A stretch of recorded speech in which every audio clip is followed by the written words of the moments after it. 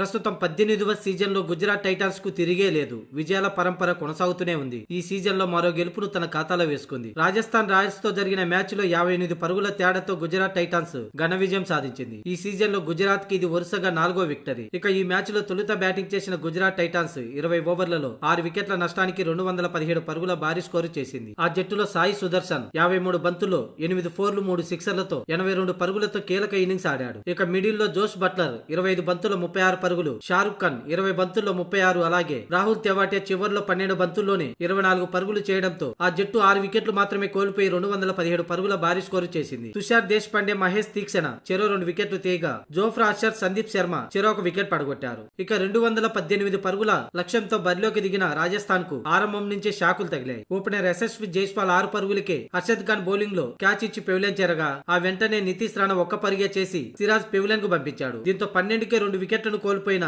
Rajasthan rayon Parag అలాగే సంజు శాంసన్ ఆదుకునే ప్రయత్నం చేసినప్పటికీ 26 పరుగులు చేసిన రియాన్ పరాగ్ మంచి జోష్ లో ఉన్న టైంలో కుల్వంత్ కజులయ్య బౌలింగ్ లో క్యాచ్ ఇచ్చి అవుట్ అయ్యాడు. ఇక ఆ తర్వాత వచ్చిన ధ్రువ్ జురేల్ సైతం 5 పరుగులే చేసి పెవిలియన్ చేరాడు. ఇక ఆ తర్వాత కొద్దిసేపు దాటిగా ప్రారంభిస్తున్న సంజు శాంసన్ సైతం 41 పరుగులు చేసి పెవిలియన్ చేరగా సిమ్రాన్ హెట్మేయర్ ఒక్కడే హాఫ్ సెంచరీతో పోరాడే ప్రయత్నం చేశాడు. 32 బంతులు 52 పరుగులు చేయగా మిగతా వారు వచ్చిన వారే వచ్చినట్టు పెవిలియన్ చేరడంతో ఆ జట్టు 19.2 ఓవర్లలో 159 పరుగులకే కుప్పకూలింది. గుజరాత్ బౌలర్లలో ప్రసిద్ధి కృష్ణ 3 వికెట్లు తీయగా రషీద్ ఖాన్, సాయి కిషోర్ తలా 2 వికెట్లు తీశారు. ఇక మిగతా వారు తలా 1 వికెట్ పడగొట్టారు. దీంతో 58 పరుగుల తేడాతో గుజరాత్ టైటన్స్ విజయం సాధించి ఐపీఎల్ పాయింట్ల పట్టికలో టాప్ లోకి దూసుకెళ్లింది. ఇక ఈ ఓటమితో రాజస్థాన్ 7వ స్థానానికి పడిపోయింది.